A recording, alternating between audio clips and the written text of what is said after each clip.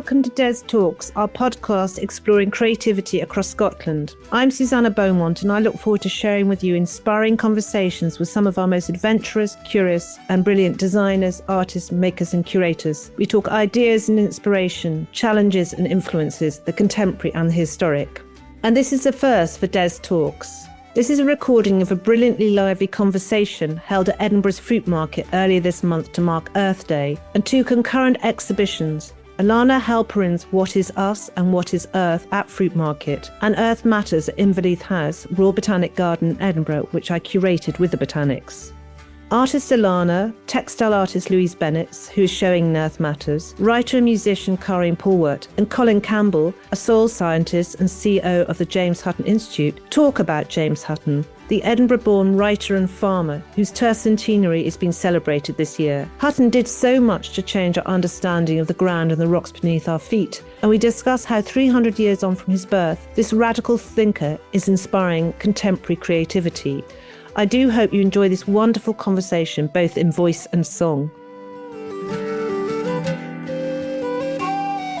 Welcome to the Fruitmarket, everybody. We'll get this in the right position. I'm Ruth Bretherick. I'm one of the curators here at Fruitmarket, and I'm really delighted to welcome such a lovely, large audience to come and talk about soil. So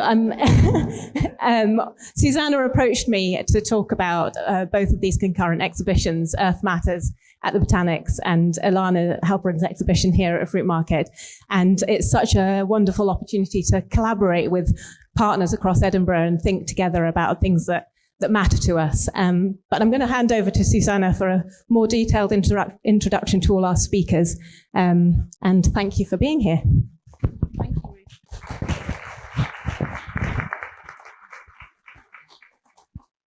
Hello and welcome on this wonderful evening.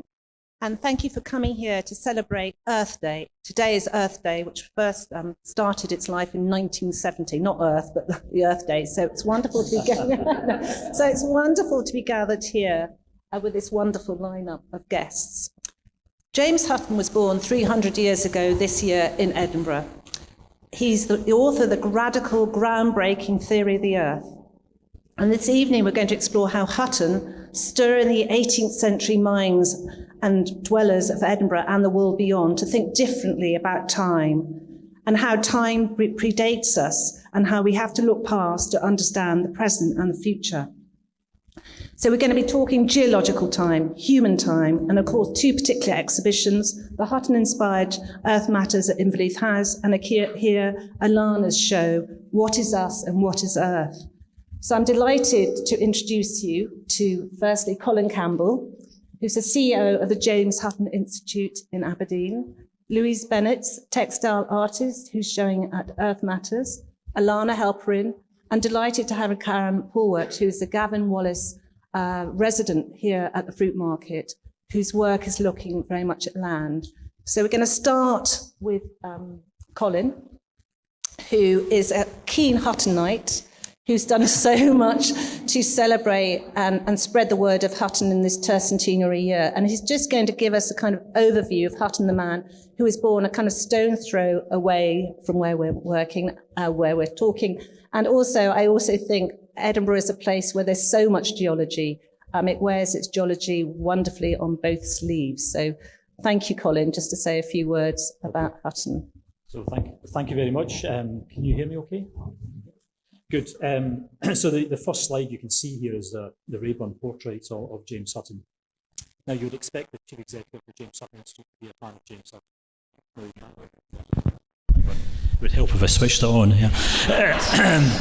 This is the Rayburn portrait of Hutton, and we use this a lot when we're talking about the work of the James Hutton Institute, and it's because everything we do, Hutton did. He was a polymath. He was a farmer. He was a geologist. He was known as the good doctor, but not because he was good at doctoring. He was just really, really good company. But he's also a chemist. And he was of that time when people didn't say, I am such and such, I do everything. I philosophize and I investigate all things. And so for the James Hutton Institute, we're a very broad church of scientific disciplines, but we're studying the earth, and we're studying nature, and we're studying climate change, and we're studying crops and plants and animals. So to be called after James Hutton is a fantastic honour for us, and it helps us a huge amount to project the Institute internationally as well. But what I find very interesting about this portrait is it does identify James Hutton. Now, what do you see when you look at this portrait? Well, let me point out a few things to him. Firstly, is he's wearing what was known as the uniform of a farmer. This brown tweed outfit he wore identified him as a farmer. In fact, he called agriculture the study of his life. It's one of the earliest things he did, and he was still doing it when he died. In fact, he failed to publish his Elements of Agriculture, but we're going to publish that this year in 2026. His Elements of Agriculture, and a transcript of it's going to be published this year. But you look at his face, and he's got a baldy head. That's actually quite significant because he didn't do the fashion of wearing wigs at the time. He always wore a hat, and you see he's got a very tanned face. He was an outdoor person. He did a lot of walking and getting out and touring around and looking for things. And obviously on the table you see lots of paperwork. There are 2 large volumes there, lots of letters. He was a prolific writer and a scholar, and that's all represented in this portrait. And you can also see his rock collection on the table, nodding to the fact that he was making observations of rock. And for me, this portrait talks about Hutton, the supreme observer. He could read rocks in the same way that he could read books, and he could deduce theories that changed our world forever by doing that. And he actually said himself that observation is the basis of all philosophical inquiry. Scientists make observations and try and fit all the details of those observations to theories. Artists also make observations but do wonderful creative things, and you'll hear more about that later, I think. So there's a lot to read into this portrait, but it very, very much identifies him as a farmer and what he does.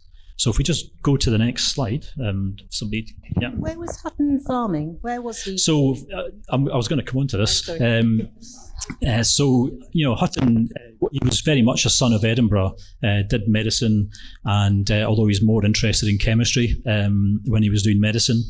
And in fact, while I was in Edinburgh with his friend James Davy, invented a process for making sal ammoniac from the chimney soot of Edinburgh. And that was recycling the chimney soot to make a valuable chemical called sal ammoniac. Now, what was really clever about that was it gave him the financial independence, what he really, really wanted to do. And he started farming the family farms down in Sly Houses in Nethermoynant in the Borders. And that was really the start of his journey of discovery. Now, you see in this other famous illustration of Hutton, he's very clearly the geologist. He's got his geology hammer, he's inspecting some rocks, and there's no doubt about it, he's a geologist in this drawing. But the geology came much later. And what I've got here on Earth Day is I've got some earth, and I've got this earth in a bottle, and this is the actual soil from Sly Houses Farm in the Scottish Borders where Hutton farmed. And you can see at the bottom there's very reddish soil. It's all red sandstone. And you can see the different soil layers and the different soil colours. This is the soil that Hutton farmed. And he actually had to dig out his drains all the time because of the soil eroding into the drains. And that's when he first started to think about erosion and how there had to be a formation and renewal process around soil. And from there he became very interested in rocks and the same processes of erosion and formation of rocks. So I sometimes refer to this soil as the soil that helped change our view of the world, because it is, we know today, a soil which is very prone to erosion. And I do sometimes wonder if he'd farmed somewhere else, would that story have started at all? So earth and soil was really important in his studies. As a geologist, of course, he came up with a theory of the earth, which fundamentally changed our view of the world. To knock down the current theories of the day and come up with an indisputable theory of how the earth is formed and the rock cycle that we're familiar with today was really outstanding. He didn't have instruments, chemical labs. He went into the field and he observed rocks and landscapes. That observational skill is just outstanding. I find it difficult today to look at rocks and landscapes and read the landscape. So what he did, I think, was absolutely amazing. And of course, in developing the theory of the earth, there was this realization that the earth was very, very much older than the Bible said. And that is fundamentally important. And it's what we call deep time today, that the earth is inestimably old. And without that theory of the earth and that conclusion, the theory of evolution doesn't work, intercontinental drift doesn't work, and we wouldn't have the Gaia theory from Lovelock either. So for me, Hutton was outstanding as a thinker, a philosopher and an observer, and is a genuine inspiration for us. Thank you. Maybe just say a little bit more about the theory of the earth, and that Siccar Point has been a key point, and of course Hutton section and Salisbury Crags. Yeah, so this outdoor nature of his was he did get out and look at things. He rode a horse all over Scotland and bemoaned his sore arse, for example. And but when he was in Edinburgh, he walked all over Edinburgh as well. And his early journeys up to Salisbury Crags were really important in developing his theories. So visiting the crags, he observed the intrusion of igneous rocks into sedimentary rocks, and he concluded that it was the heat of the earth that was pushing this up, had to push this up. So, his own home city was where he really started to develop those ideas. And that's but he was a very rigorous scientist. He wanted more proof. He wanted to travel all over Scotland and examine rocks in all circumstances. He made a transect from the Isle of Arran across the borders of the south of Scotland, making observations of rocks. He discovered his first unconformity on the Isle of Arran, and an unconformity is we have two different rock types with a massive age gap in between them. And he predicted that he would find another one on the east coast of Scotland. And his journey across Scotland into Siccar Point was fundamentally providing the definitive proof of his theories of the earth. What he found at Siccar Point was undisputable evidence of an unconformity with a massive gap in age between the two rock types. And it was probably the most important geological site in the world as a result. And this year, Edinburgh Geological Society, Scottish Geology Trust are creating a new interpretive trail at Siccar Point to celebrate its universal value to society. And that will open on May 29th, I think, Angus. Yeah. So please book up for that. There are also lots of other celebrations throughout the year. Royal Scottish Academy are doing a deep time exhibit. The National Museum of Scotland are doing something. The National Library of Scotland are doing something, trying to persuade the National Portrait Gallery to do something. So keep an eye out for these. They're all available on the EGS website celebrating the tercentenary of James Hutton. Thank you, Colin. That's brilliant. So now over to Louise, who is, as they showing work in Earth Matters down at Inverleith House. And this is an interesting journey that you've had in looking at the work of John Clerk of Eldin. So do you want to... yeah, so we should mention how maybe that we had a wonderful day trip down to Pennycook. Down to Pennycook. So yeah, the Earth Matters exhibition had an open call, and in that open call, I proposed to do some works that respond specifically to these sort of lost drawings by John Clerk of Eldin, because they're just extraordinary, and I think they're such a great example of where art and science really intersect, because they're extraordinary illustrations of something which is scientifically true, but also fantastically beautiful in their own right. This is Jedburgh.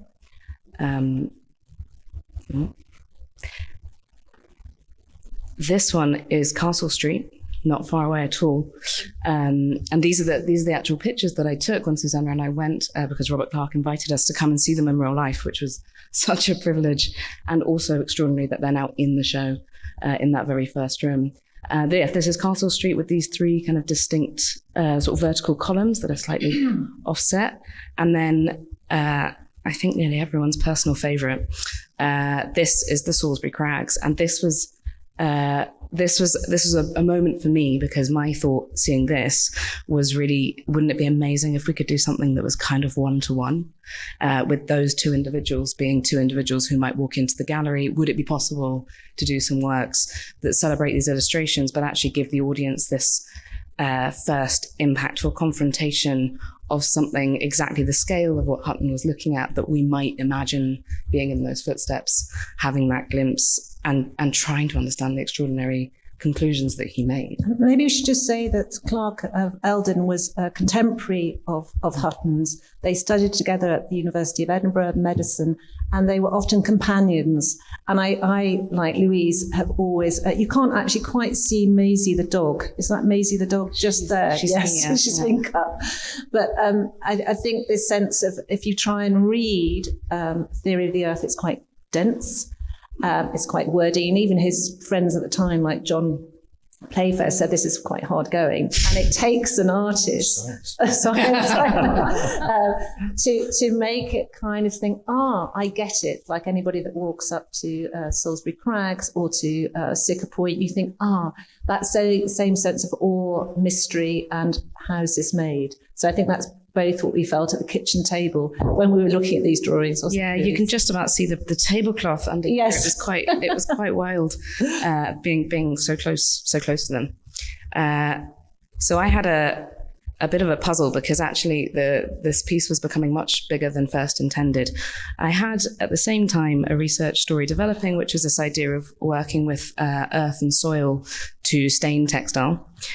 So that was rolling, but now things were getting much bigger, and I was considering what the appropriate scale for these things would be, and I reckoned about 2 meters tall was about the size of that previous drawing, which, as it happens, is the size of the windows in that first room in Inverleith House. So the drawing on the left is my interpretation of Jedburgh, Castle Street, Salisbury Crags, laid over the 15-panel grid of the windows of the room that we'd agreed the pieces would be in, so that there was this kind of synthesis between the architecture of the space and a translation of the drawings. But I still had a problem, which was how to use the earth staining technique at such a scale, which was certainly beyond the limits of my studio. So I had to head outside. It wasn't quite what I intended, but it made sense at the time. And I don't know if anyone would care to cast their minds back to February, but the weather was horrendous. And I delayed. I did delay a bit, and then I realized I just couldn't delay. I was going to have to go for it. But I think in quite fitting style, the weather became its own player in this development. And I did 3 days. One was very wet, one was very windy, and one was dazzlingly sunny. Classic Edinburgh. So this is my setup outside with my earth pigments and soya milk. And these are actually videos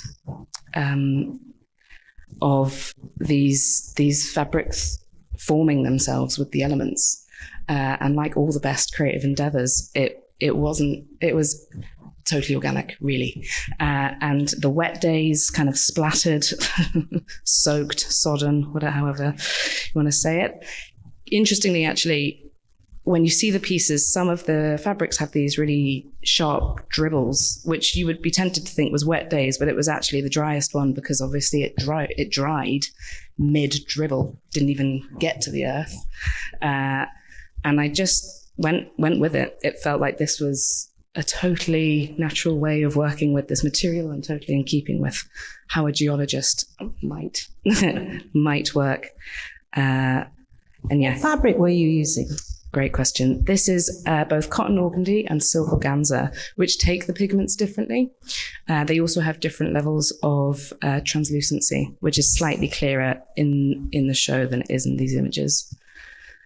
So when they're dry and come inside and press them, they make these extraordinary fabrics, and it looks like maybe veins in marble or something, but as we know, it's actually just dribbly wet rain and soil kind of frozen in time.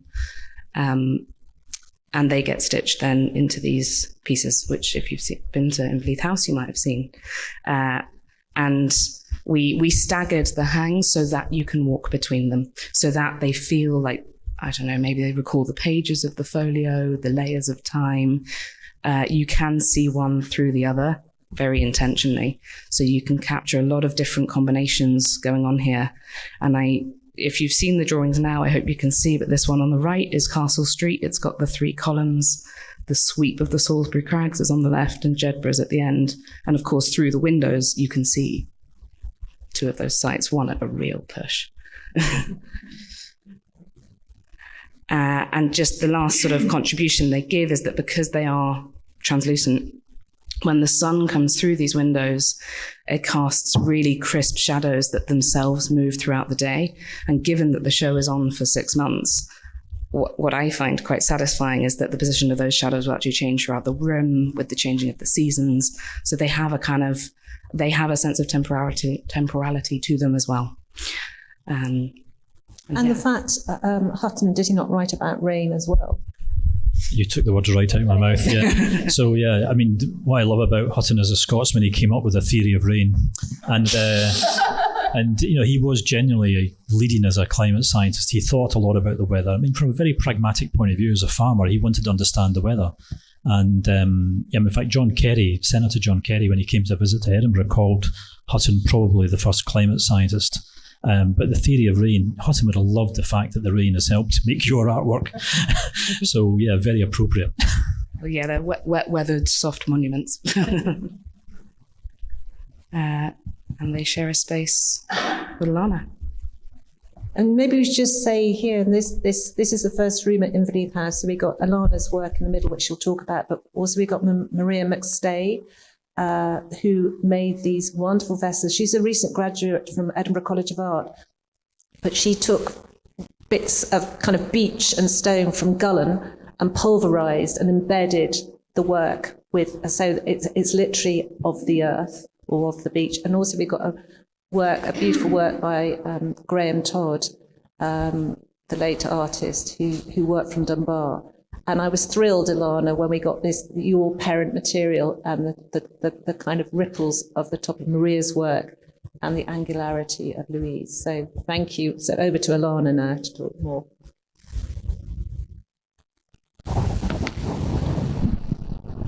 Thank you. So I'm going to read a little bit.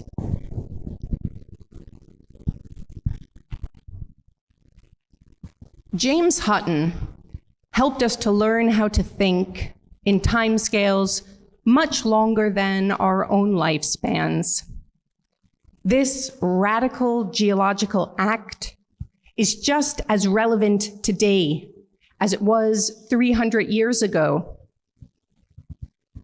As we try to comprehend what the future might be like in 50 years, 100 years, more, we would not be able to do that without glancing backwards into a time that far predates us. The writer John McPhee, who picked up Hutton's prompt, coined the term deep time, a poetic way into our geologic story. How do we make contact with deep time? Our hands enact the geologic process. John Clerk and Hutton, William Hamilton and Peter Fabry, Edwin and Ora White Hitchcock. Artists help make the incomprehensible something almost tangible. At the National Soils Archive in Aberdeen, Dr. Alan Lilly gave me a gift. In fact, another section of the gift that we see in this glass bottle over there. A core sample of earth from James Hutton's farm, where he worked and thought about deep time, literally some of the same red earth he watched travel down a stream or into drains and thought, the earth must be very, very old. James Hutton, parent material, the woodblock print we can see on this screen, first featured in Geologic Intimacy Unohana, a project situated between Japan and Scotland, curated by Naoko Mabon.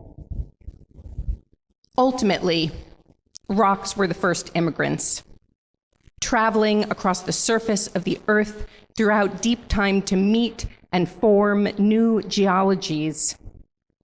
In a micro context, we brought Scottish sandstone and Japanese mineral life together to form new geological conglomerates, artworks composed of minerals and rocks originally from one side of the earth and the other. I am from New York, on the North American tectonic plate.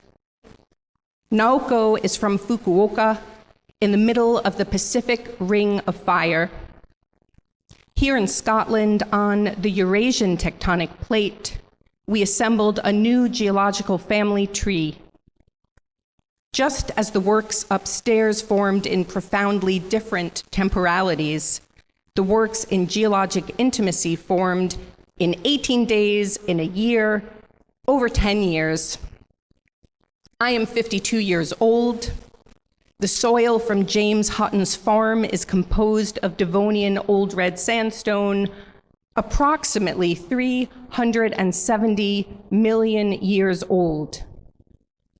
Now, the parent material is down the hill in earth matters, keeping company with culturally occurring geologies made of matter which far predates us.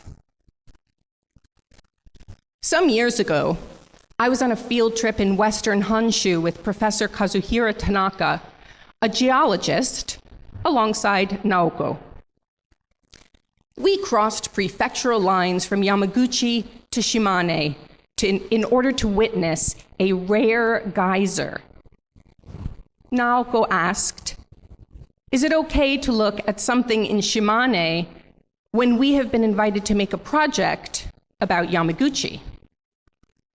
Professor Tanaka said, "Well, geology does not know prefectural boundaries, does it?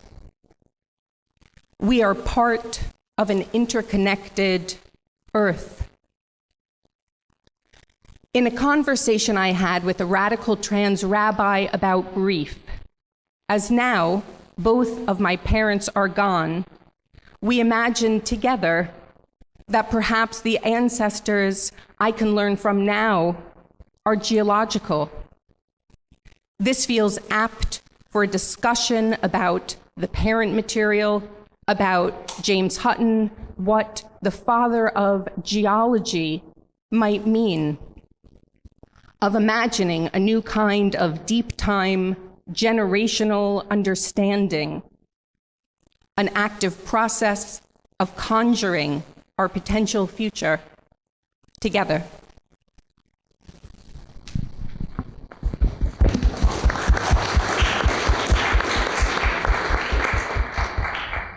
Ilana, perhaps you just say what parent material is, because because you talk about your own parents and in this context, the parent material that is James Hutton. Absolutely. So, as I learned from Alan, Sorry.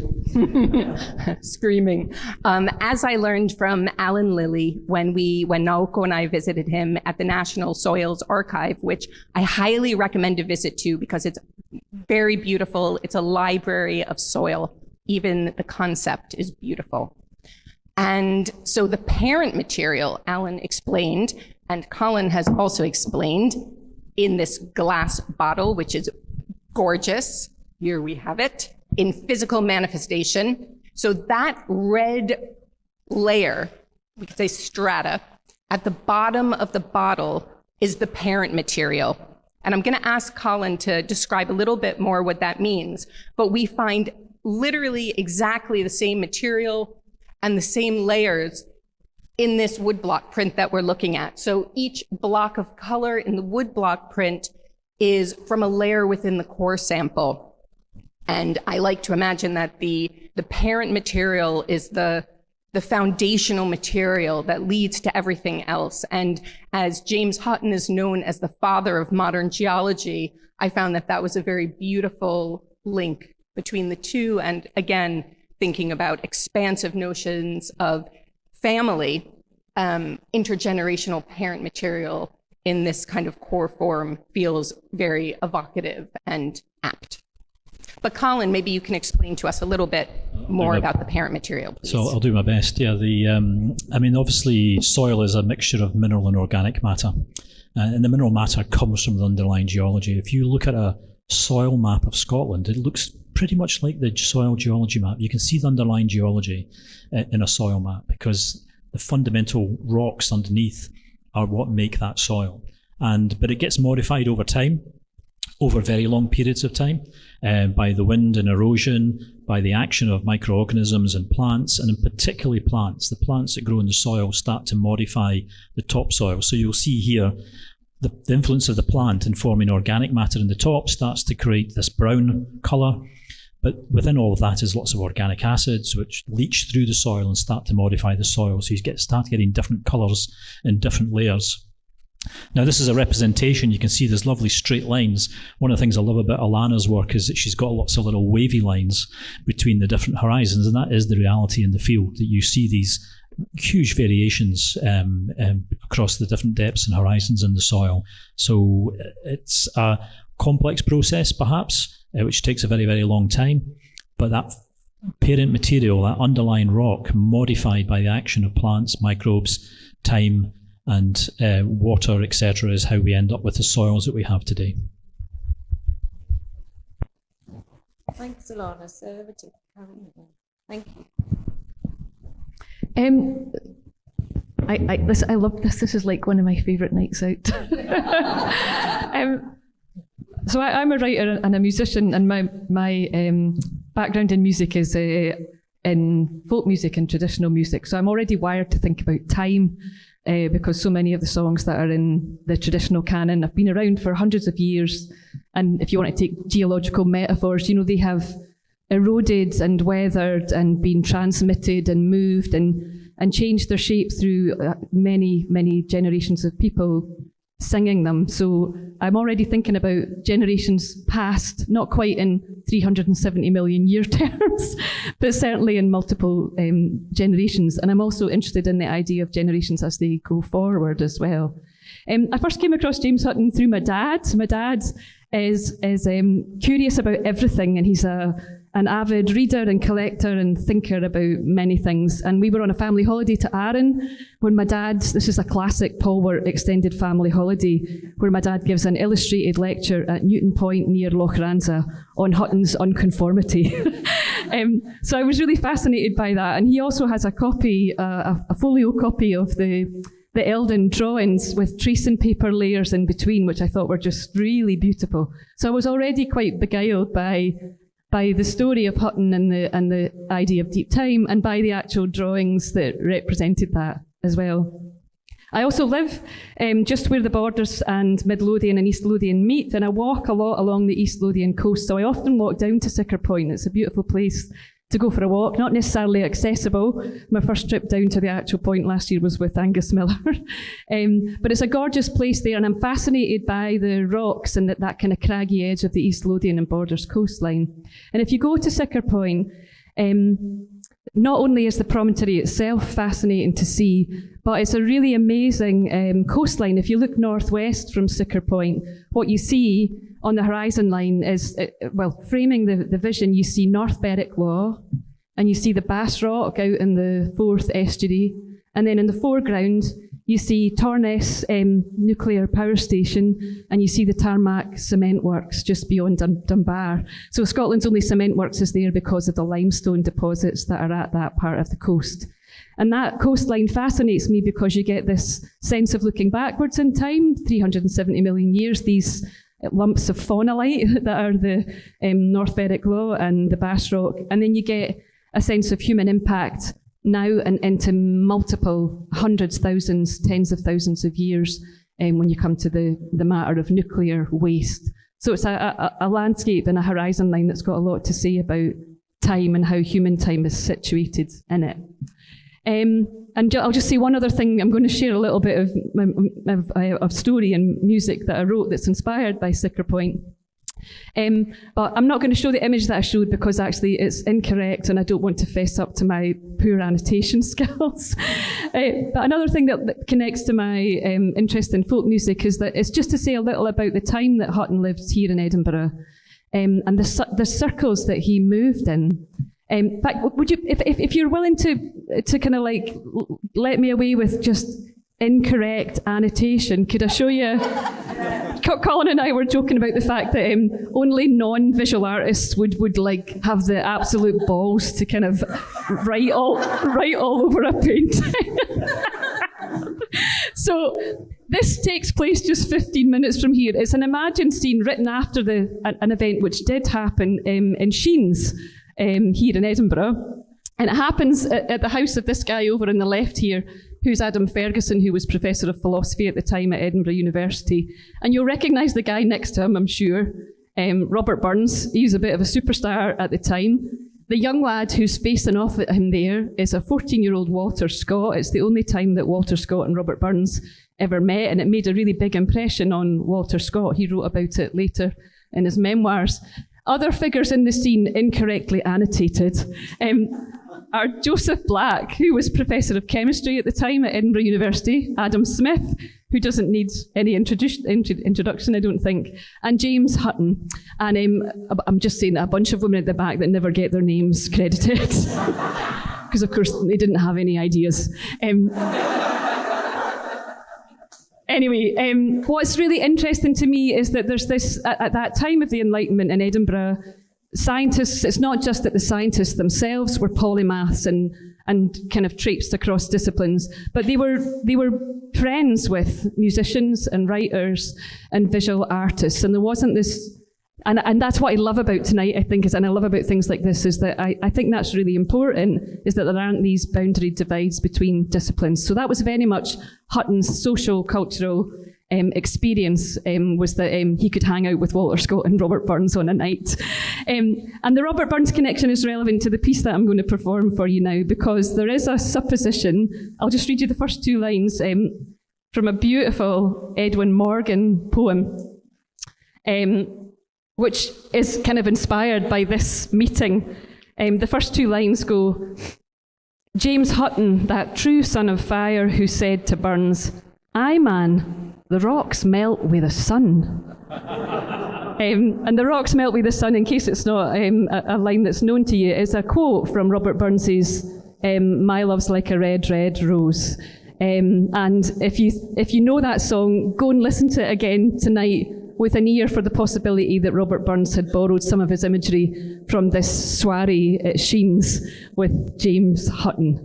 Anyway, I'm going to do a wee performance of a piece called Siccar Point that I wrote with my friend Dave Milligan, who's a pianist, and it imagines the journey that Hutton made to Siccar Point by boat from the Borders coast with his two friends and colleagues, James Hall, who was also a geologist, and John Playfair, who was a mathematician and philosopher. And the three of them went out by boat to the promontory at Siccar Point, and that was where the great final kind of like theory of the Earth was cemented there at Siccar Point. So this is my imagined version of that journey, with a wee nod forward in time also.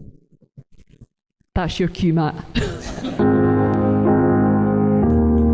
James and John row east along the coast from Dunglassburn to Siccar Point. They anchor where the rocks are washed bare by the wind and the waves. Far to view the old stone.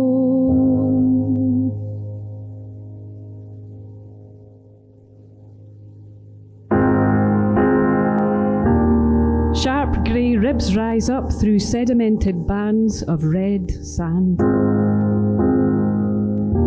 A lost seabed lifted to the stars. So long, long gone.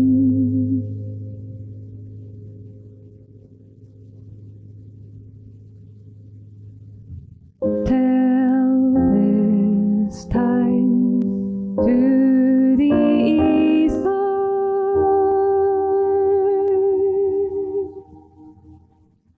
Tell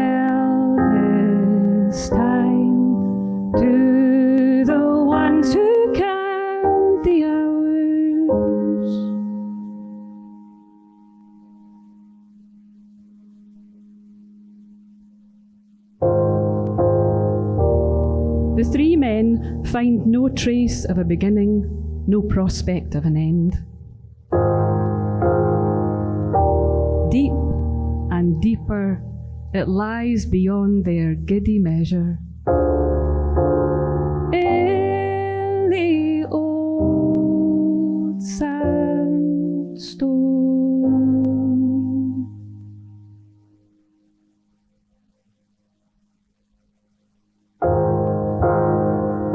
The surface of this land is made by nature to decay.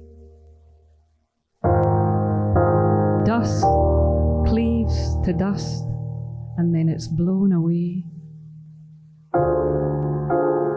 by the long, long gone.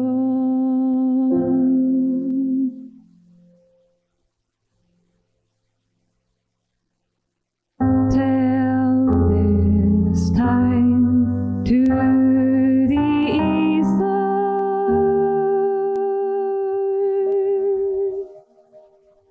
Tell this time to the ones who count the hours. Tell this time to the water.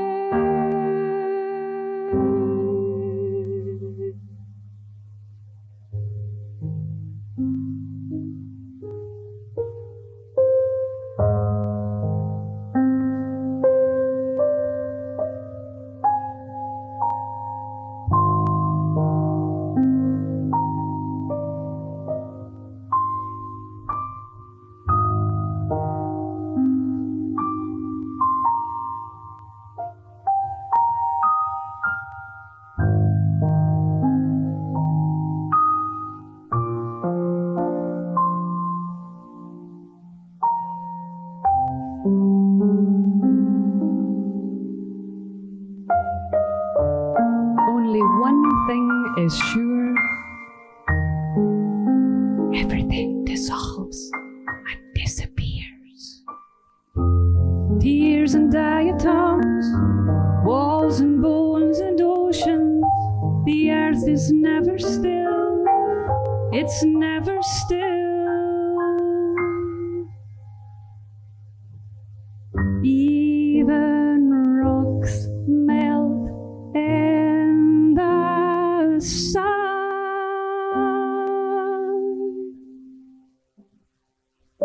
Tell this time to the ether.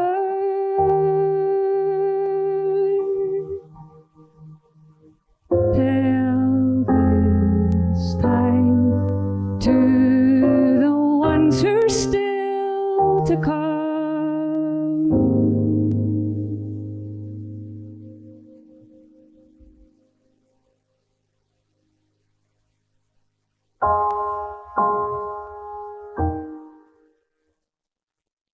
It's much easier when you're watching someone play the piano.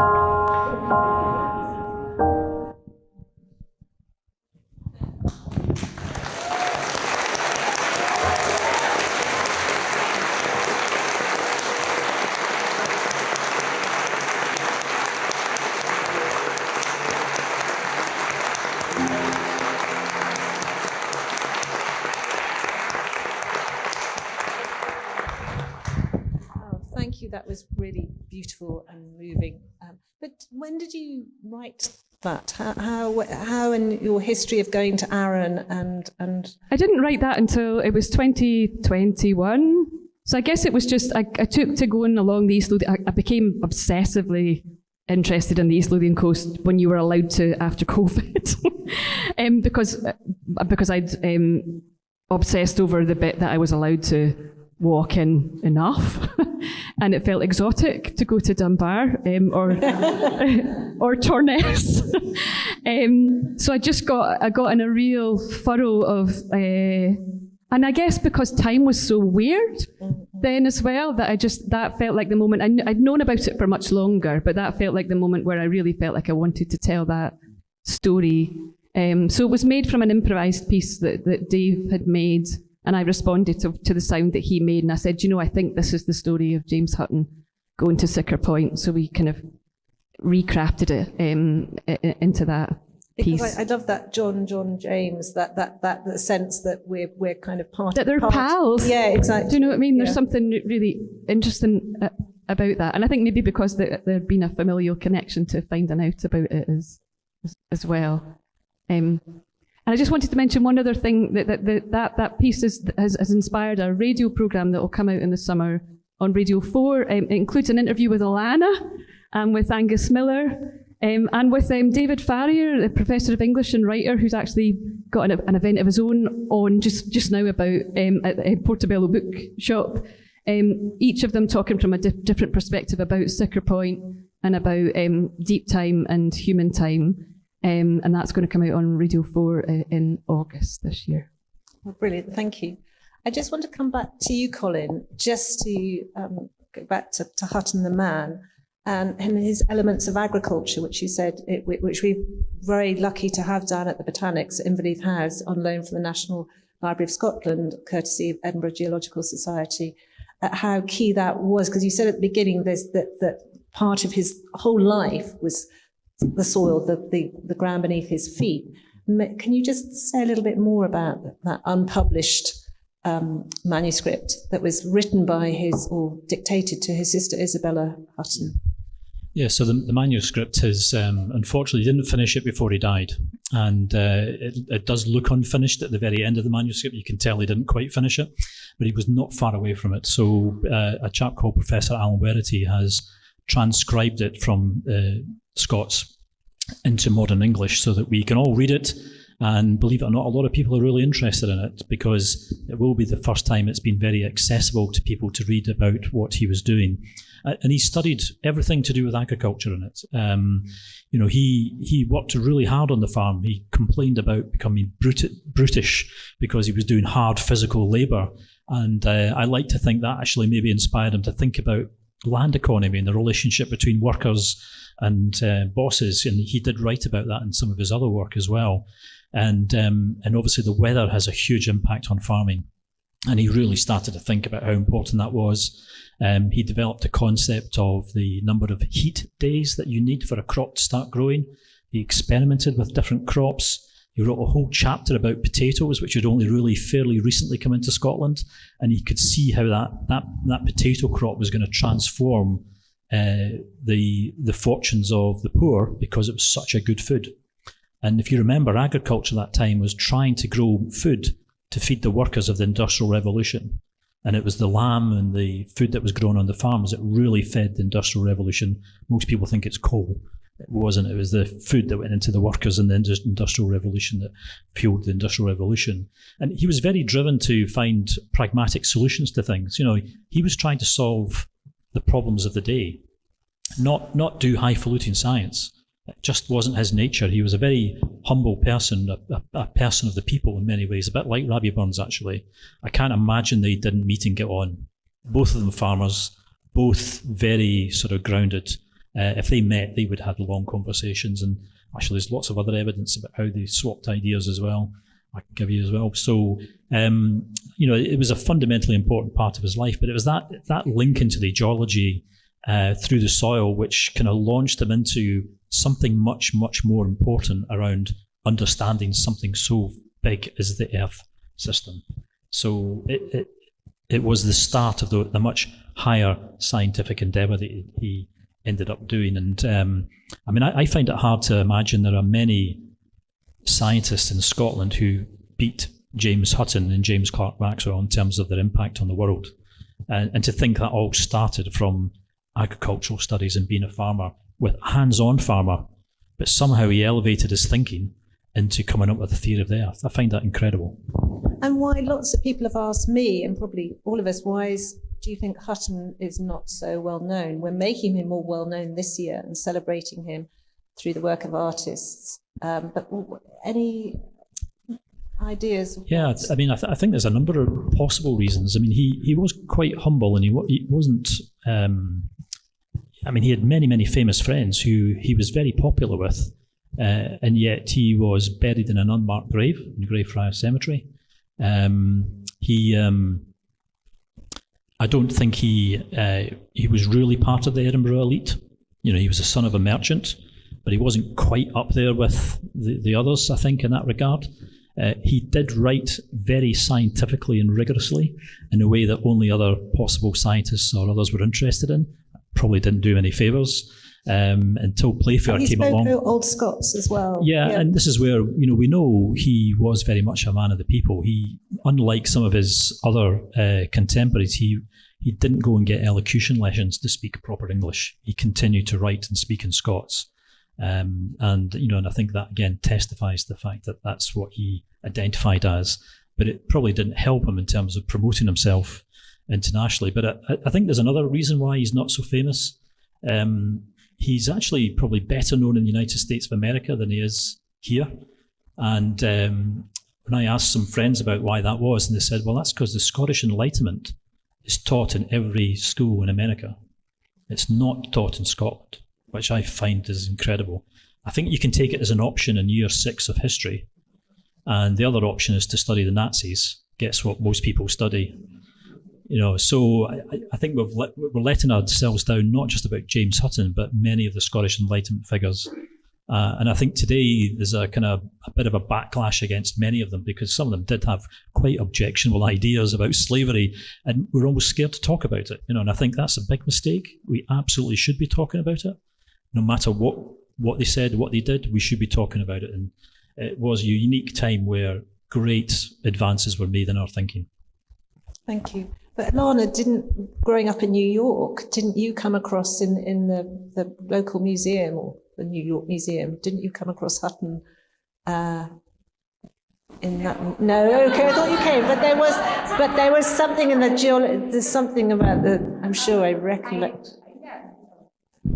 Sorry, yet again. I did not come across Hutton, but I came across Deep Time. Yes. You know, and that was very much embedded in wanders around the American Museum of Natural History and the Hall of Gems and Minerals and the Meteorite Hall.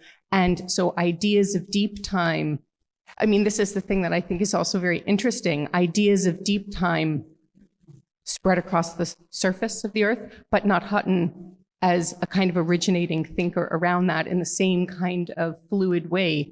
And not sure why. I mean, even then, deep time, now we talk about it a lot. We talk about it a lot in terms of climate collapse and in terms of the Anthropocene and is it or isn't it. But I think you could say coming to the rocks has come more recently, I think, for a lot of people in terms of these kinds of conversations that we're having. Thank you. But I think I can remember you kind of saying that it was that movement from time zones, being that you grew up in New York and then came to study at Glasgow School of Art, and that movement when I think of time zones, and now you're very much exploring time and deep time. So I think always that sense of movement and across continental shelf, and so yeah, that's very much imbued in your work and measuring time through your own life. And I was back at the exhibition yesterday and looking at the Edfell, and that you're the same age as that Icelandic volcano, and so moved where that sense of geological time but your human time, and then when you cease to be on this earth, the volcano will, and it becomes geological time, and that extraordinary intimacy. Yes, I mean, it's a question that becomes more challenging and more loaded as I age. It's very different at 30 to say, we're going to share our lives together. And that's also different at 40. At 50, it feels very different to come to that question. And propelling myself into the future, hoping for 60 and 70 and, in a superstitious way, kind of 3 dots along the end of that timeline of how many significant birthdays I will get to share with Eldfell. And then what is the number where it shifts from human time to geological time? What is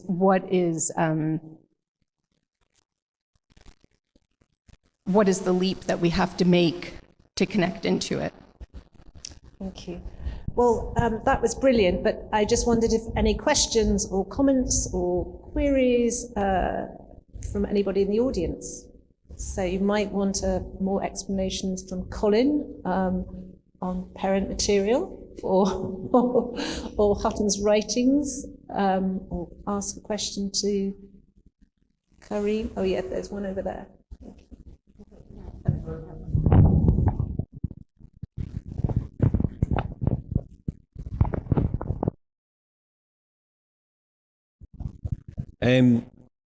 So I spend a lot of time drawing rocks and sitting on the beach, watching beaches change, revisiting the same beach.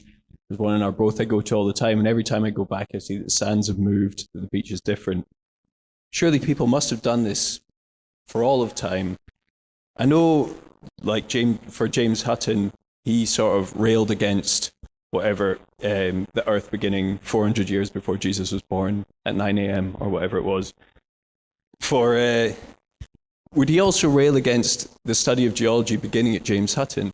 Is there any whispers from deep time from before then of anyone thinking about why the sands moved, why rocks changed? Surely people must have spent a lot more time on the beach in the past. I don't know. I was just wondering if in the James Hutton Institute there's anything before James Hutton.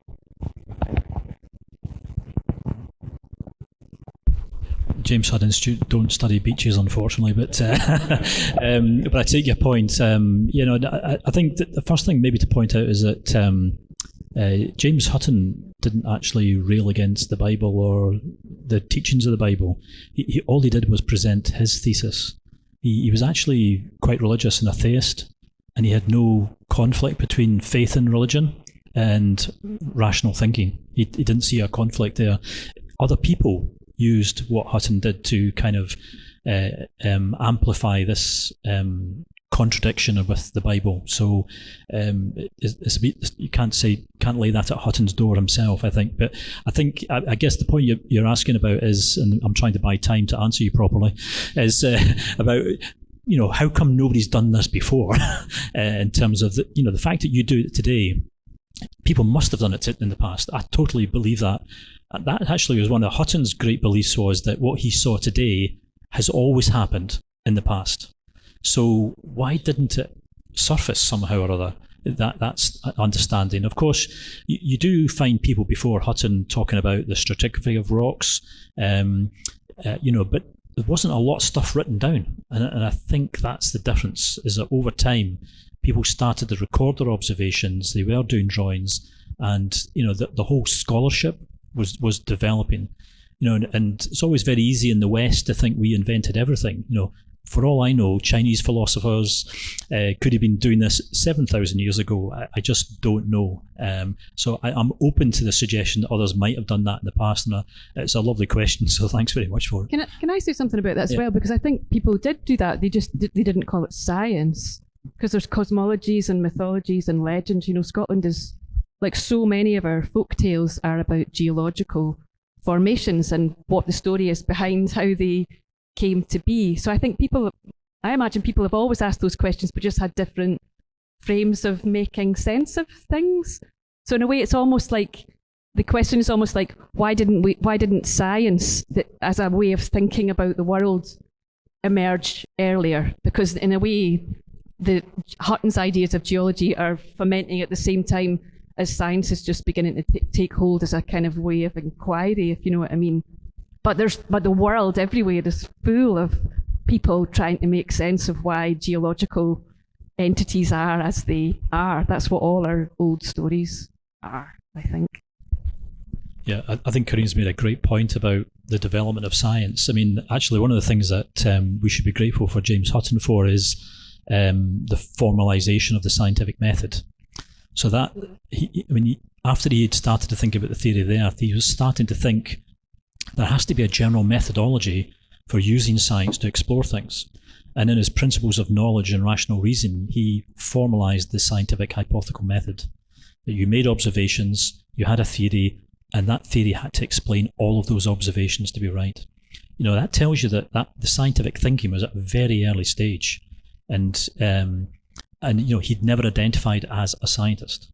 So, I think science is catching up with human observation rather than the other way. Yeah.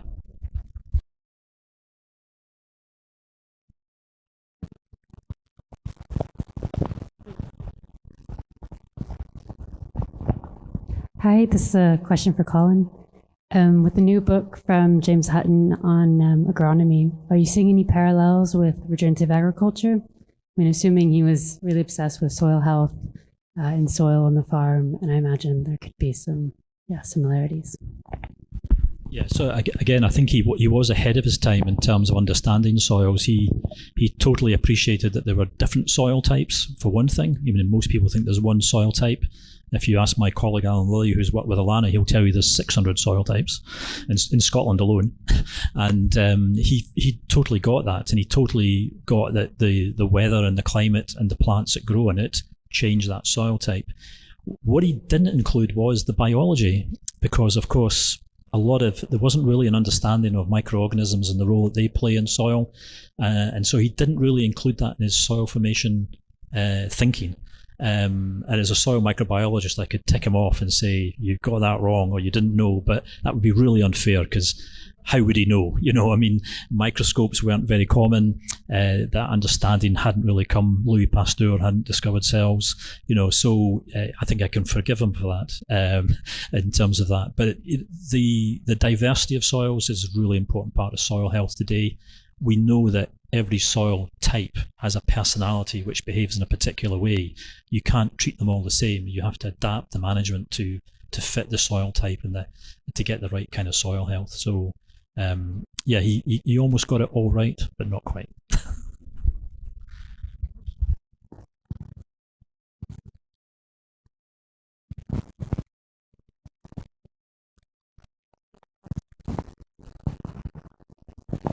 Thank you. It's a question for Louise. I was really interested, Louise, when you said about hanging the fabrics in the room. I've been to see the exhibition. It's really beautiful. That whole space is just fabulous. But I'm curious, when you talked about the light changing over the course of the exhibition, I'm conscious that room also is south-facing. Are you recording in any way how the colours might change, being affected by the weather and the light from inside the building? Thank you very much. That's really kind, and it's a great question, because the works took less time to develop than the time that they will be on show. So in other contexts of exhibitions where I might be asked how will these change over time, the honest answer is I don't know. Which in a conceptual way is quite exciting. But I guess we'll just be keeping a weather eye on it, for want of a better term. I suppose it's a question for the curators too. I'm up for them changing. Like, I kind of like the idea of a sweep of light bleaching, for want of also of another term. We consciously hung them in what we knew would be some really direct glare because of that story that it then tells with the shadows. I feel like that's part of their organic kind of mutability as works. Yeah, I agree. Good, got to sign off on that one. I'm glad we clarified that. I hope that answers. But it's interesting. I mean, I'm interested to watch it, and then for that to inform future work that I might make, because it's a story that's very much evolving. Because it's a relatively new sort of direction developmentally in terms of the material, so I guess it's evolving in front of our eyes, I hope. But just to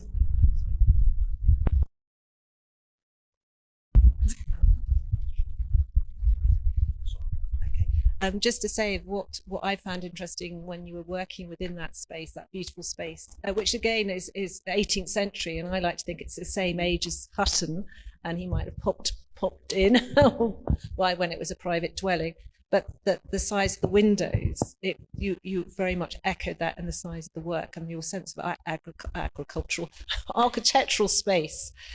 Maybe a little bit about that, because you are mirroring the size of the windows, but also taking the drawings, so you're amalgamating two. One is site-specific and one is taken from the Clerk of Eldin drawings. So the way you meld and merge those two.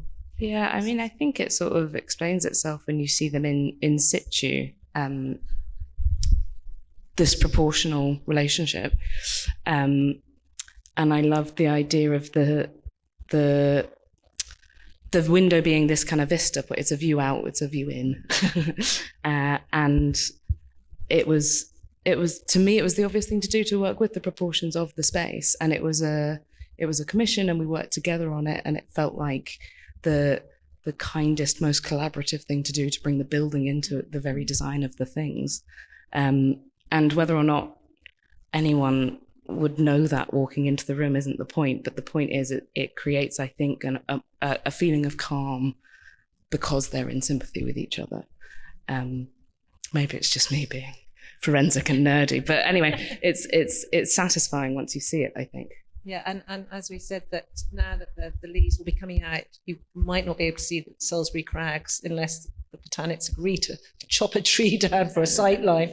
But it is amazing where you kind of look through those, what is inspired by the drawings. And we do, maybe just show the photograph with the vitrine, so the vitrine at the back there is where we're showing the Clark drawings, which is amazing. They're in a private collection and they're rarely seen, so it is amazing to have that. And lower down in that vitrine there is the elements of agriculture, so the bringing together of both Hutton and Eldin in the same vitrine, and contemporary artists who again, ways of seeing, ways of thinking, ways of understanding, and looking backwards to the present and to the future is incredibly moving. Any more? Oh, here's another one here and one there.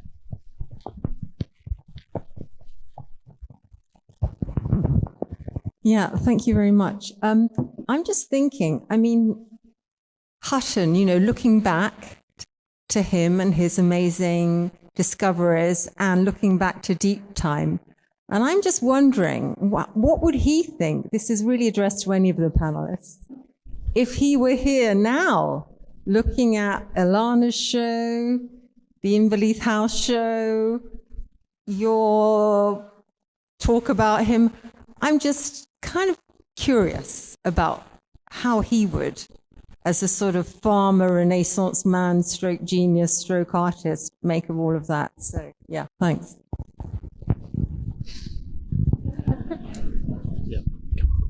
I mean, first, I just want to say, I think he would probably feel, I can't say, but perhaps quite comfortable, because really thinking about matter and the change in relationships between matter and time is so present in all of the work in Earth Matters and here upstairs and downstairs with Eldfell. I think that these are not things that would feel shocking or unexpected. Also, they're very, I was thinking a lot, Colin, when you were describing Hutton's practice as a farmer and thinking about that kind of corporeal bodily understanding of matter. And I think all of us are deeply embedded in understanding in that kind of way as well. So I think for those reasons too, it's not a far reach. Yeah, it's a lovely question. I've often thought this myself, actually, and I'd like to think he'd be amazed at how good we are at growing food. Because that was a real big problem for people, and it's still a problem, but it's not because we can't grow it. We're not very good at sharing it out in an equitable way. And I'd like to think he would be very pleased at what we're able to do, which is built on his agricultural innovations as well.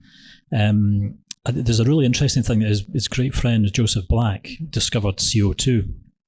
He'd be shocked that we're so worried about too much CO2 in the atmosphere, which is caused by agriculture, industrial revolution, etc. And I'd like to think he'd be trying to think of ways to solve the climate change problem. And his interest in mineralogy and all these things would have been highly relevant. So I think he would feel he's got to do something, because he was a problem solver. He liked to solve the big problems. And I'd like to think he would get really stuck into solving the climate change problem.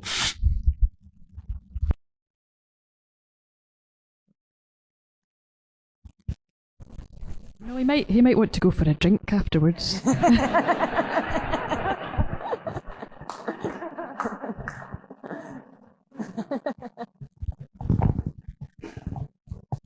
sorry, I was just going to say while we're waiting for this one is that I do wonder what you would think about the inspiration to artists, because he wasn't, I don't think he was an artistic. In fact, he might have been the opposite. But he would was he be definitely pleased? Imaginative, though. He was, he had amazing imagination. You can't make all those leaps without being imaginative. Yeah, but yeah.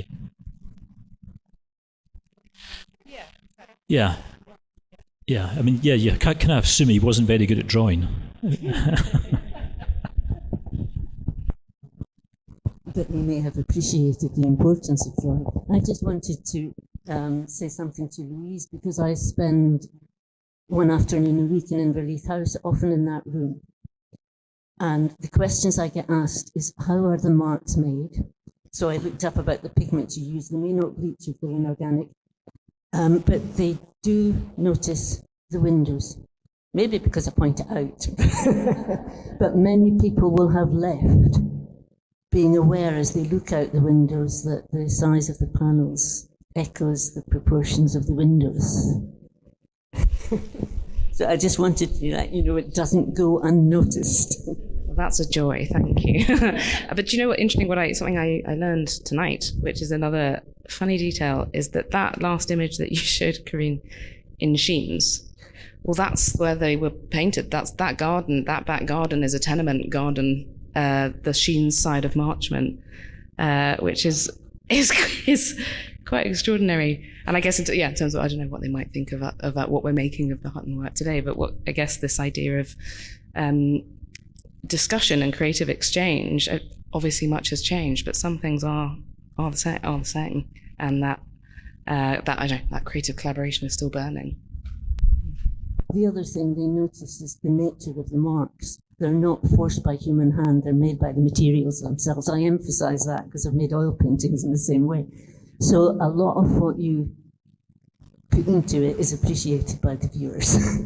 Oh, wonderful. Thanks so much for passing that on.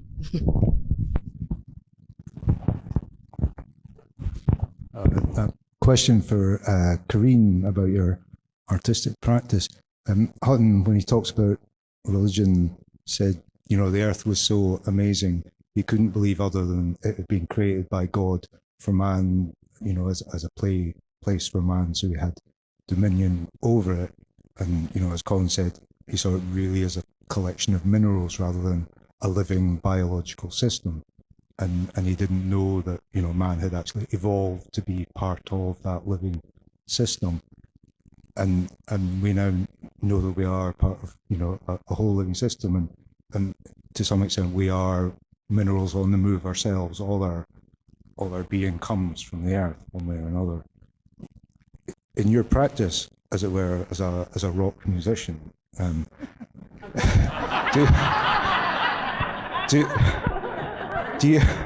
I'm just wondering about how that relationship with nature works. Do you see yourself channeling nature in conversation with nature, or how does that work for you? That's interesting. I think it's shifted quite a lot because I'm a bit older. I'm even older than you, Ilana. I guess live in a different time. So you take it for read that you're part of the animal kingdom. Do you know what I mean? I felt that for a long time since I was little. I haven't maybe felt as connected to rocks for as long as you have, because I'm aware that was a thing I think that has emerged over many decades for you. For me, it does feel more like a conversation now. And I guess there's an element of artifice in it as well for me, in that songs are a very particular way of... Songs sort of require voices to speak them, do you know what I mean? In a way that maybe other forms of making don't, do you know what I mean? Whereas if you're telling a story or singing a song, there has to be a being that is telling or singing. So one of the things that I've done increasingly in recent years is tried to imagine what it might be like to be the rock or the peat bog or the tree or, non-human entities, beings, telling the story and singing the song. And I'm aware that I can never know, so I'm not imputing voices to those to rocks or trees or but it is an interesting imaginative shift to put yourself in that place, and an imaginative shift that comes very readily to people who are making and transmitting cultures in many other parts of the world. It's just weird for us, partly I think because we come from a scientific culture, a mechanistic culture that's set us apart from all things that are not human, and so it's like a journey actually to kind of regenerate things back from that point, because I don't think that point is that mechanistic dualistic thinking has got us into the mire that we're in now. So we need new imaginative ways of thinking about land and rocks and creatures. Yeah.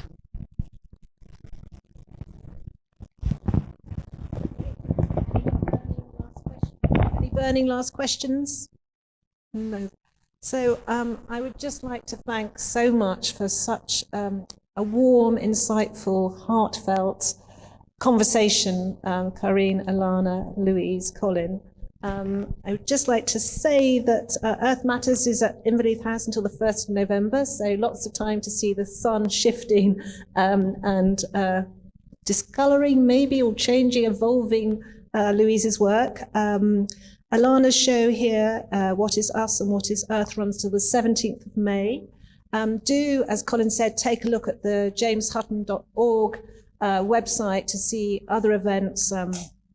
Jake Harvey and Helen Douglas up at Blair Castle. There's the RSA show, Siccar Point. So Scotland-wide celebrations of Hutton, his life and his times. Oh yes, the Hutton concert at Greyfriars, where Hutton is buried in an unmarked, it's now marked, better marked. And I think, Karine, you're performing. Yeah, I'm part of that with Dave Milligan. What date is it? It's the 27th of June. Yeah, so that's upcoming. But just like to and say this recording, this conversation is recorded, will be available on the Fruitmarket website and also through Design Exhibition Scotland Des Talks podcast.